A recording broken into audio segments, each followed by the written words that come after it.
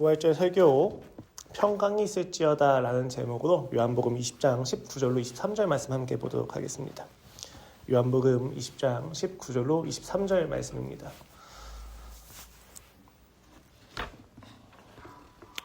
찾으셨으면 모두 함께 합독하도록 하겠습니다. 시작! 이날 곧 안식 후 첫날 저녁 때에 제자들이 유대인들을 두려워하여 모인 곳의 문들을 닫았더니 예수께서 오사 가운데 서서 이르시되 너희에게 평강이 있을지어다. 이 말씀을 하시고 손과 옆구리를 보이시니 제자들이 주를 보고 기뻐하더라. 예수께서 또 이르시되 너희에게 평강이 있을지어다. 아버지께서 나를 보내신 것 같이 나도 너희를 보내노라. 이 말씀을 하시고 그들을 향하사 숨을 내쉬며 이르시되 성령을 받으라. 너희가 누구의 죄든지 사하면 사여질 것이요 누구의 죄든지 그대로 두면 그대로 있으리라 하시니라. 아멘. 예수님께서 죽임당하시기 전에 일곱 가지의 말씀을 하셨다고 해서 가상치돈이라고 저희가 이야기하곤 합니다. 그런데 정작 우리가 부활하신 예수님께서 40여일 동안 함께 하시면서 하신 말씀에 대해서는 잘 묵상하지 않는 것 같습니다. 사실 그가 부활하시기 전에 하셨던 말씀과 부활하신 이후의 말씀이 그 존재가 달라지셨기 때문에, 그리고 그 증명되어진 내용이 다르기 때문에 그가 하신 말씀의 무게가 달라질 수밖에 없습니다. 같은 말이더라도 부활하신 이후에 말씀이 더 무게가 있을 수밖에 없고 더 많은 묵상거리가 있을 수 있다는 것이죠. 그러한 점에서 우리는 부활하신 이후에 예수님이 하셨던 말씀들을 하나씩 추적해 가고 있습니다. 실제로 예수님은요, 부활하시고 나서 바로 하늘에 올라가지 않으시죠. 우편에 계시면 되는데 굳이 제자들과 함께 40여일 동안 함께 하십니다. 이 40여일 동안 함께 하시면서 당부하시는 말씀은 굉장히 중요한 말씀이라고 우리가 생각해 볼 법합니다. 지난 부활절에서는 저희가 마리아에게 예수님이 나타나셔서 네가 울면서 누구를 찾느냐에 대한 질문을 첫 번째로 하셨다라고 이야기하셨습니다. 그 질문을 통해서 예수 그리스도께서 자신을 드러내신 것이죠. 우리가 찾는 것은 무엇입니까? 죽은 예수가 아닙니다. 우리가 찾는 것은 전능으로 문제를 해결해 주시는 예수님이 아니십니다. 우리가 찾는 분은 부활의 전능으로 내 이름을 부르시면서 나를 찾아와 주신 바로 그 예수님이시다라는 내용을 저번에 마리아에게 하신 말씀을 통해서 함께 살펴본 바가 있습니다. 그 부활의 능력으로 증언의 효력마저도 없는 여인에게 오셨던 그 예수 그리스도의 마음이 오늘 우리에게 있기를 소망하면서 오늘은 저희가 여성을 넘어서서 마리아를 넘어서 제자들을 찾아와서 말씀하신 예수님에 대한 이야기를 좀 더 보고자 합니다. 그 예수님께서 무엇을 말씀하고 계십니까? 오늘 본문을 보시면 아시겠지만 평강이 있을지어다 라고 이야기하십니다. 그리고 나서 손과 옆구리에 있는 상처를 보여주시고 제자들이 그 상처를 보고 기뻐하니까 다시 한번 평강이 있을지어다 라고 이야기하시면서 숨을 내쉬며 성령을 받으라 하시고 그 이후에 그에게 너희가 죄를 사하면 죄가 사라질 것이요 죄를 그대로 두면 그대로 두리라 라고 하는 특권에 대한 이야기까지 하시죠. 흥미롭게도 오늘 본문에선 예수님께서 평강이 있을지어다 라고 하는 인사를 두 번을 선언하십니다. 첫 번째 선언하신 것을 통해서 상처를 보이시고 그 다음에 선언하신 것을 통해서 그들에게 성령을 받으라고 명령하시고 있다는 것을 우리가 확인할 수가 있다는 것이죠. 우리는 오늘 이 본문 속에서 제자들에게 예수님이 건네고 계시는 그 평안의 근거가 무엇인지 보고 그 다음에 그 평강을 받은 자들이 어떻게 살아내야만 하는지에 대한 예수님의 지시를 보고자 합니다. 즉 오늘 본문은 우리가 평강을 누릴 수 있을 만한 근거가 무엇인지를 확인시켜주고 그 평강을 가지고 있는 자들이 어떻게 살아내야만 하는지에 대한 이야기까지 함께 볼 수가 있다는 것입니다. 유대인의 위협이 무서워서 덜덜 떨면서 문을 닫고 숨은 제자들에게 선포된 평강에 대한 이야기를 통해서 우리의 삶에서 어떠한 평강이 누려질 수 있는지를 함께 보고자 합니다. 흥미롭게도요, 예수님은요, 부활하셨지만 제자들은 여전히 불안 가운데 있습니다. 여인들을 통하여서 그 소식을 들었음에도 불구하고 제자들은 여전히 문을 닫고 숨어 있습니다. 그들의 삶은 여전히 안정적이지 않게 보이는 것이죠. 여러 가지 생각이 들지 않았겠습니까? 그가 부활하긴 하셨지만 떠나신다는 이야기 듣기도 했고 동시에 그 하나님이신 부활하신 예수님을 버리고 실망하고 떠났었던 이들이 바로 제자들이기 때문에 그들은 그 예수의 부활이라고 하는 사실 자체를 믿고 싶지 않았을지도 모르겠습니다. 그리고 분명한 것은 그들에게 그 부활 자체가 단순히 문제의 해결을 이야기할 수 없었다는 것이 분명하다는 것이죠. 왜요? 예수님이 부활하셨다는 소식을 듣기는 했지만 그들의 삶에서 여전히 문제는 하나도 해결되지 않았고 그들은 잠정적인 범죄자가 되어서 두려워 떨고 있었기 때문입니다. 심지어 마리아가 그 제자들에게 이렇게 이야기하죠. 막달라 마리아가 가서 제자들에게 내가 주를 보았다 하고 또 주께서 자기에게 이렇게 말씀하셨다 이릅니다. 무엇을 말합니까? 예수께서 이르시되 나를 붙들지 마라. 내가 아직 아버지께로 올라가지 아니하였노라. 너는 내 형제들에게 가서 이르되 내가 내 아버지 곧 너희 아버지 내 하나님 곧 너희 하나님께로 올라간다 하라 하시니. 결국 오셨는데 또 떠나간다고 말씀하시는 것이기 때문입니다. 그러한 이야기 들었을 때 제자들의 마음이 어떠했겠습니까? 실망이 있을 수도 있고 배신감이 있을 수도 있고 또 그 사실 자체에 대한 불신이 있었을 수도 있습니다. 그리고 그 사실을 믿었다 할지라도 부활하신 예수님이 자신을 어떻게 대할지에 대한 불안은 여전히 그들에게 있었다는 것이죠. 그렇게 그들의 반응은 매우 수동적으로 변합니다. 그것이 오늘 본문 19에서 분명히 나타나죠. 이날 곧 안식 후 첫날 저녁 때 제자들이 유대인들을 두려워하여 모인 곳의 문들을 닫았더니 그들이 모여 있었습니다. 누구를 피해서요? 유대인들을 피해서요. 예수를 못 보고 소리쳤던 그 유대인들을 피해서 그들이 모여 있었고 그냥 모여 있는 것이 아니라 문을 닫아버린 상태인 거죠. 그들은 여전히 부활의 소식을 들었음에도 불구하고 자신들의 삶에서 두려움을 떨쳐낼 수 없었다는 것입니다. 그런 그들에게 예수님은 찾아오십니다. 물고기 하나에 목숨을 걸던 그들의 삶에 찾아오셨던 것처럼 지금 숨어있는 그들에게도 예수님이 찾아오십니다. 예수께서 오사 가운데 서서 이르시되 너희에게 평강이 있을지어다. 여러분, 이 평강은요 단순히 문제가 해결된 결과로서 얻어진 평강이 아닌 것은 분명합니다. 왜냐하면 요한복음 14장 27절에서 이미 이와 같이 약속하신 바가 있어요. 평안을 너에게 끼치노니 곧 나의 평안을 너에게 주노라. 내가 너에게 주는 것은 세상이 주는 것과 같지 아니하니라. 지금 예수님이 그에게 평강이 있을지어다라고 했을 때 그 평강은 세상이 주는 평강과는 전혀 다른 평강이어야만 한다는 것이죠. 그때 하셨던 약속을 부활하신 이후에 오셔서 이야기하시기 때문에 성취와 동시에 그때 의미를 그대로 가지고 가서 전혀 다른 평강의 질의 이야기를 하고 계시다는 겁니다. 세상은 어떻게 평강을 누립니까? 자신들이 문제를 제기하고 자신이 불안에 떨 수밖에 없는 거대한 구조대와 부당함 앞에서 이 문제와 부당함을 해소하면 그제서야 그들은 마음의 평안을 얻습니다. 전력을 다해서 능력을 다해서 극복하고 정복을 하면 그들은 평안을 얻죠. 하지만 예수님의 평안은 어떠합니까?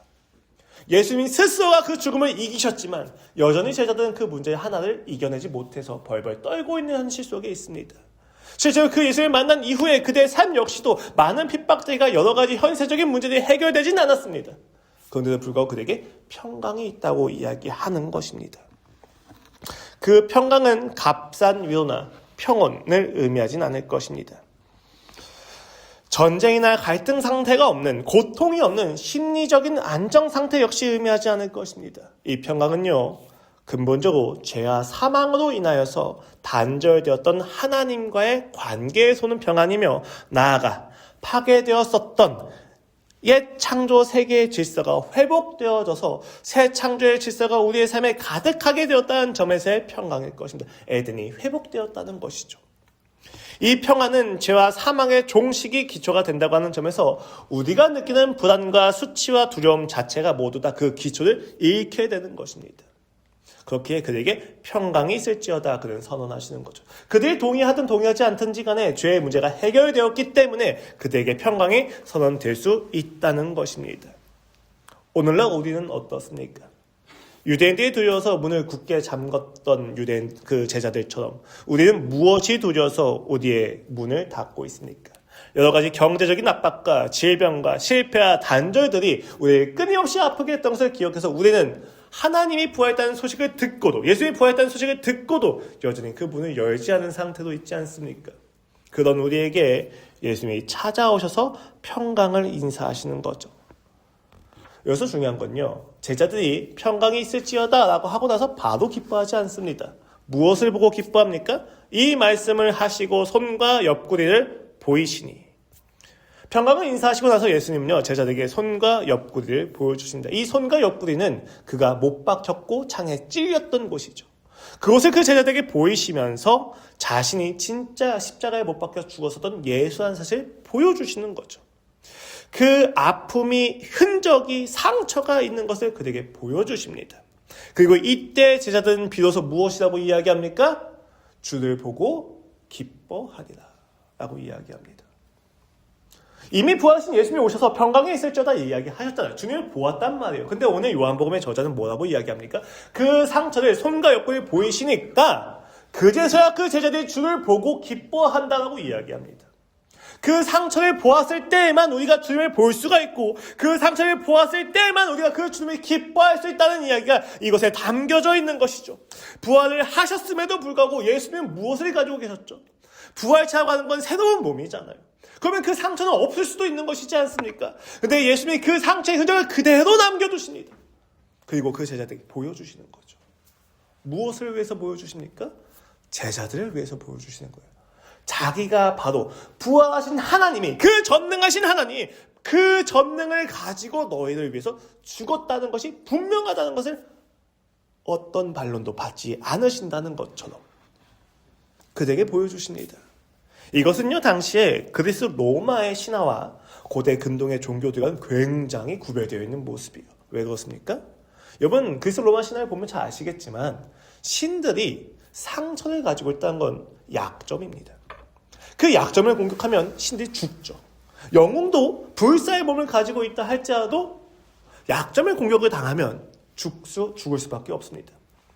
그들이 가지고 있는 생각에서는 흠과 결점과 약점은, 그리고 상처는 있으면 안 되는 것입니다. 완전 무결한 흠이 없어야만 하는 그 신에게 그 흠이 가득한 것이죠.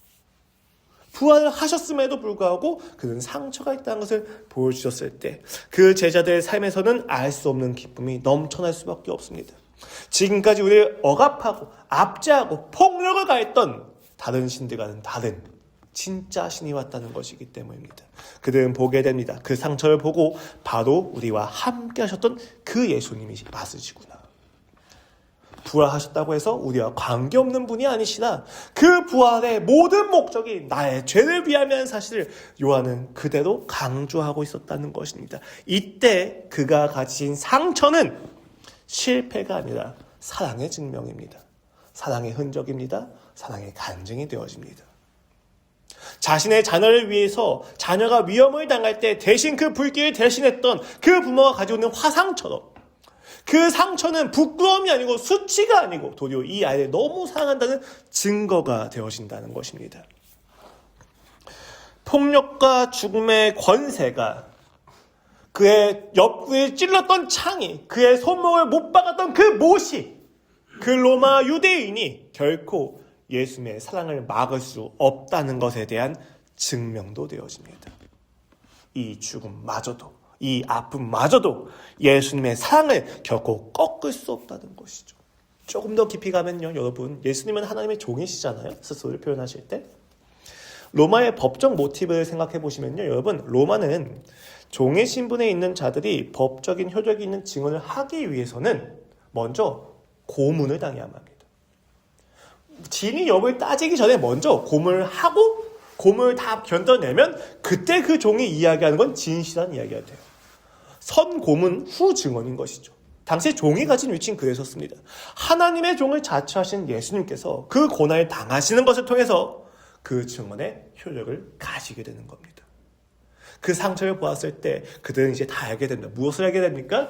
죽기 전까지 하셨던 그 모든 말씀이 진리였다는 사실.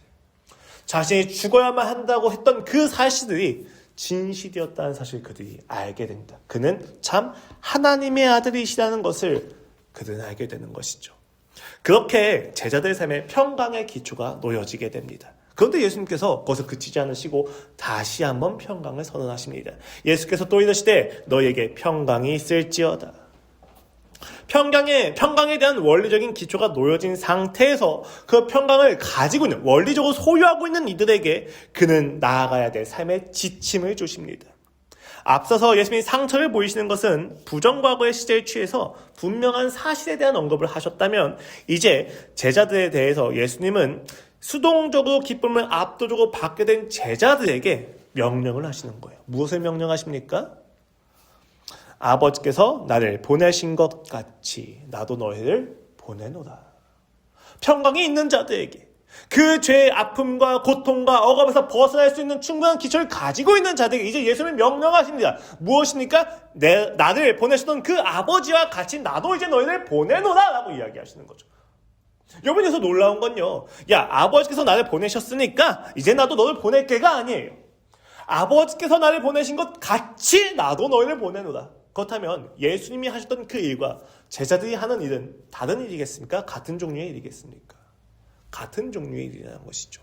지금 예수님은 새로운 일을 위해서 그들을 파송하지 않으십니다. 자신이 아버지께 받았던 그 위임된 명령을 그대로 제자들에게 위임하고 계시는 거죠. 그래야 그 제자들이 예수님이 살아오셨던 그 삶처럼 살라고 이야기하시는 거예요. 예수님이 사셨던 삶은 어떠합니까? 평강이 넘치고 기적이 넘치고 문제에게 넘쳐나는 삶? 아니요. 그 모든 전능을 가지고 어떻게 살라고요? 십자가에 못 박혀 죽어야 된다는 것을 아는 것처럼 살라고요. 이 세상에서 빛과 소금으로 살라고요. 그 빛과 소금이 어떻게 그 빛을 드러냅니까? 자신을 부인하고 사랑을 위해서 능력을 포기하고 내 오름을 관철시키기보단 그 삶의 생명을 위해서 내 오름마저 포기하는 그 십자가의 삶을 살아내라고 아버지께서 날 보내신 것 같이 나도 너희를 보내노라라고 이야기하시는 겁니다. 새로운 일거리를 주시는 것이 아니라 그 구속사역의 현장으로 그들을 접붙여서 그 일에 참여시키시는 거죠. 그렇게 우리는 신분이 달라집니다. 이제 그에게 위임을 받은 청지기가 되는 것이죠.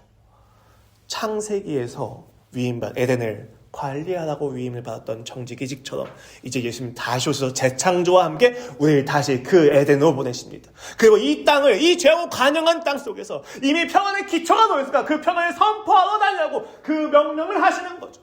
가서 이제 다시 청지기답게 살라고 라고 이야기를 하시는 겁니다. 이제 예수님은 이와 같이 그들에게 말씀하십니다. 그 청지기 직분을 위해서 그들에게 필요한 것이 무엇입니까? 그들이 그 명령을 지켜내기 위해서 필요한 것이 있기 때문에 이제 예수님은 그들에게 이와 같이 이야기하신다. 22절 말씀입니다. 이 말씀을 하시고 그들을 향하사 숨을 내쉬며 이르시되 성령을 받으라. 소수의 사람들에게만 허락되었던 성령님을 이제 예수님은 모든 이들에게, 제자들에게 주십니다. 단순히 마지막 그 종말의 날에 수여받는 무언가가 아닙니다. 1차적으로는 약속의 성취이고 또 성령이 없다면 그 위임받아 사명을 살아낼 수 있는 힘이 없기 때문에 그에게 성령을 주시죠. 하지만 이것은 또 다른 재창조의 명령인 것이 분명합니다. 어떻게 주십니까? 그냥 성령을 받으라도 아니고 숨을 내쉬며 라고 이야기하십니다. 숨을 내쉬며라고 하는 표현을 들으면서 그들은 창세기 2장에서 하나님이 그 태초에 인류를 창조하셨을 때 그 숨을 내쉰다는 사실을 기억해놨을 것이고 또 에스겔에서 그 마른 뼈에 생기가 불어 넣어졌을 때를 환기하면서 지금 이 때가 새 언약이 성취되고 하나님의 나라가 다시 한번 회복되는 그 순간이라는 사실을 알게 되었을 것입니다. 무엇을 이야기합니까? 그들은 지금 새로운 하나님 나라의 대표가 되어서 파송을 당하고 있다는 것입니다. 어떤 사람들이에요? 유대인들이 두려워서 문을 닫고 숨어있던 사람들입니다. 예수님에겐 그것은 단 하나도 문제가 되지 않습니다. 왜 그렇습니까? 그들이 가지고 있는 그 문제를 예수님이 해결하셨기 때문입니다. 그들의 신분은 더 이상 자녀가 아닌 자가 아니라 하나님의 자녀된 신분을 가졌기 때문입니다. 그렇게 예수님은 자신의 부활을 근거로 가지고 그들에게 성령을 주시고 그들로 하여금 아버지께서 자신을 보낸 것처럼 그들을 보내십니다. 그렇기 때문에 이제 제자들의 삶은 전혀 다른 질서의 삶이 시작되는 것이죠. 이전까지는 율법을 지키며 만족했습니다. 그런데 이제는 율법으로 만족이 안 됩니다. 이전까지는 세상을 탐닉하고 즐거웠지만 이제는 더욱더 즐겁지가 않다. 순간의 기쁨 때문에 넘어지거나 유혹을 당할지언정 그 세상을 취하고 나면 더 큰 공허함과 허무함이 들어와서 더 불안해지기 시작할 뿐입니다. 하나님을 알게 되니까 그 신분이 새롭게 되니까 더 이상 세상이 즐겁지가 않게 되는 것입니다. 왜요? 이 세상은 결국 끝날 것이 너무 분명하기 때문입니다. 이 세상이 나에게 줄 수 있는 만족 자체가 크지 않다는 것에 대한 확신이 생겼기 때문입니다. 우리가 SNS를 통해서 만족을 추구하고 중독을 통하여 회피하는 삶은 어떻게 가능할 수 있습니까? 진리를 모를 때 가능합니다. 하나님의 나라를 알지 못할 때 가능합니다. 내 삶이, 내 존재가 하나님에게 소속된 것이 아니라 세상에 소속된 것이라고 생각을 한다면 우린 그러한 회피를 즐기겠지만 내 소속이, 내 신분이 하나님의 자녀라는 사실을 알게 되었을 때 우리는 그 중독과 회피로부터 혐오감을 느끼기 시작합니다. 그래서 그리스도인은 이것도 아니고 저것도 아닌 중간 상태에서 괴로워지게 돼요. 마음껏 즐길 수도 없는 상태에서 마음껏 또 하나님을 따라가지 못합니다. 이전에 질서가 있어서. 그러한 가운데에서 우리는 다시 한번 기억해야만 합니다. 무엇입니까? 숨을 내쉬며 이르실 때 성령을 받으라. 평강을 가진 자가, 그 부활을 믿는 자들이 성령을 받아서 예수님의 더욱더 사역을 믿어야만 한다는 것이죠. 그때 우리는 다시 일어설 힘을 가지게 됩니다. 그 성령을 받으면 어떤 믿음을 더 가지게 됩니까? 내가 하나님의 자녀구나. 내가 하나님의 자녀된 근거는 나의 소유와 능력이 아니라 예수님에게 있구나. 내가 아무리 처참히 무너졌다 할지라도 하나님이 나를 사랑한 것이고 결코 무너질 수 없구나. 내가 나를 끊임없이 혐오하는 현장 속에서도 성령을 받아내셔야만 합니다. 성령을 믿어내셔야만 합니다. 이미 내려진 그 성령을 내가 믿는 것을 받아들인다고 우리가 표현한다면 우리는 끊임없이 성령을 받아들여서 영접하여서 내가 하나님의 자녀라는 소속을, 내가 하나님의 자녀라는 그 신분을 다시 한번 믿음으로 오늘 다시 일어나야 된다는 겁니다. 유대인들이 갑자기 쳐들어올까 두려워 문을 닫고 있는 현실이 아니라 예수님이 새로운 창조를 시작하는 발족식으로 그 현장을 바꿔버리신 겁니다. 그 안에서 우리는 자신감을 얻게 되고 자신을 조금 더 수용하게 됩니다. 혐오하는 것이 아니라 부끄러워하는 것이 아니라 나를 더 받아들이게 됩니다. 그렇게 받아들인 사람들이 살아내야만 하는 삶이 무엇입니까? 그게 오늘 본문 23절 말씀입니다. 구체적으로 어떠한 삶을 선포의 파송의 삶을 살아내야 되느냐? 너희가 누구의 죄든지 사하면 사하여질 것이요 누구의 죄든지 그대로 두면 그대로 있으리라 하시니라. 이게 사실 굉장히 난제인 거죠. 여러분, 예수님이 언제 어떤 순간의 기점을 유대인들에게 강력한 공격을 받으십니까? 중풍병자가 집에서 내려오는데 그 중풍병자를 그냥 낫게 하시는 게 아니라 내가 이의 죄를 사하노라. 너희가 생각할 땐 내가 죄를 사는 것이 쉽겠냐? 일어나 걸어가라고 하는 게 쉽겠느냐? 라고 해놓고 죄를 사해버리십니다. 그러니까 유대인들이 뭐라고 이야기해요? 신성모독이다 라고 이야기를 하죠. 어떤 서기관들이 거기에 앉아서 마음에 생각하기를 이 사람이 어찌 이렇게만 하는가? 신성모독이도다. 오직 하나님 한 분 외에는 누가 능히 죄를 사하겠느냐? 라고 했다는 것을 제자들이 다 알고 있지 않습니까? 근데 지금 예수님께서 그들에게 죄를 사하는 것을 주신 것처럼 이야기하는 것이죠. 얼마나 당황스럽겠습니까? 지금 당장 그 유대인들이 자신을 공격하고 두려워 도망치고 있는 자들에게 죄를 사하는 권세를 주십니다. 사실 오늘 본문을 보면요, 동사의 시제만 잘 파악을 해도 오늘 이 본문이 잘 해석이 됩니다. 너희가 누구의 죄든지 사하면 혹은 그대로 두면 이라고 하는 이 본문의 동사는 단순 과거와 현재 가정법을 사용하고 있습니다. 그런데 사하여지고 그리고 그대로 있으리라고 하는 표현은 현재 완료 수동태를 쓰고 있습니다. 무슨 얘기냐면요, 간단하게 이야기하면 이렇습니다. 너희가 그들의 죄를 사하면 이미 그들은 용서받은 상태일 것이다. 너희가 그들의 죄를 그대로 두면 이미 그들은 죄가 그대로 두어져 있는 상태일 것이다 라는 것이죠. 이 표현은요, 우리가 사해주면 하나님이 사해주신다는 표현이 아닙니다. 그리스도인은, 교회는 하나님께서 이미 사하신 자들에게 그 사함을 표현하는 자들이라는 것이죠. 어떻게 이야기합니까? 우리가 믿고 있는 바 예수님을 믿으면 구원을 받으리라. 너희가 예수 그리스도를 믿으면 그 모든 죄가 어떤 죄라고 할지라도 용서를 받으리라 라고 이야기할 수 있는 권리를 가지게 되었다는 거예요. 교회의 싸움이 무엇입니까? 그리스도인의 재창조의 역사가 무엇입니까? 예수님만 믿으면, 예수님을 우리가 알고 있으면, 우리가 예수를 사랑하면 어떤 죄도, 어떤 고통도, 어떤 죽음도, 어떤 불안도 우리의 삶을 결코 공격할 수 없다는 것을 믿음으로 선포할 수 있다는 것입니다. 그리스도인이 잘나지는 것이 아니라 하나님이 그 역사를 이루셨기 때문에 우리는 가서 선포할 수 있는 권리가 생겼다는 거예요. 사실이기 때문에. 천주교처럼 이것을 잘못 이해하면 고해성사를 정당화시키죠. 야, 사제가 죄를 사해줄 수 있는 권리가 있어. 그렇지 않습니다. 내가 알고 지은 죄, 모르고 지은 죄 다 사함을 받아야만 하는 그런 악순환 속에 우리가 놀려진 것이 아닙니다. 예수께서 이미 모든 것을 이루셨고 그 이루심에 대하여 너희가 믿느냐? 믿으면 사해지니라 라고 얘기하는 것이죠. 예수님의 그 사역을 우리가 믿기만 하면 우리를 넘어뜨리고 우리를 망가뜨리는 죄는 더 이상 우리에게 영향을 끼칠 수 없다는 것입니다.